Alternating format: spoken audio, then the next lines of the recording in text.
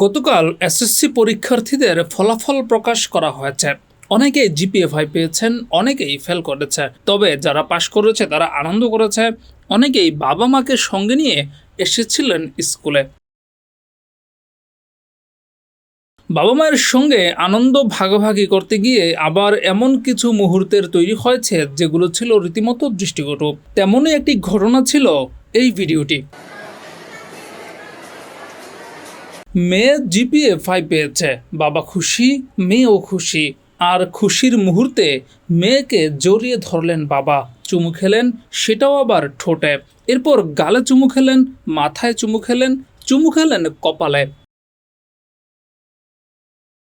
খুশির মুহূর্তে হয়তো অতিরিক্ত উত্তেজিত হয়ে এই বাবা তার মেয়েকে এভাবে প্রকাশ্যে চুমু খেয়েছেন, কিন্তু বিষয়টি নিয়ে ট্রলের শিকার হয়েছেন তারা।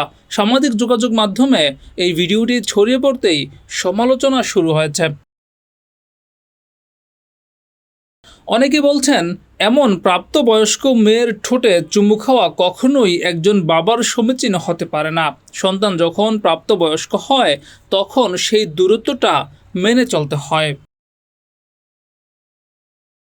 এই ঘটনার রেশ না কাটতেই সামাজিক যোগাযোগ মাধ্যমে আরেকটি ছবি ছড়িয়ে পড়ে, যেখানে দেখা যাচ্ছে একজন প্রাপ্তবয়স্ক কন্যা তার বাবার পিঠের উপরে শুয়ে আছে। বাবার আইডি থেকেই এই ছবিটি পোস্ট করা হয়। এই ছবিটি নিয়েও শুরু হয়েছে সমালোচনা।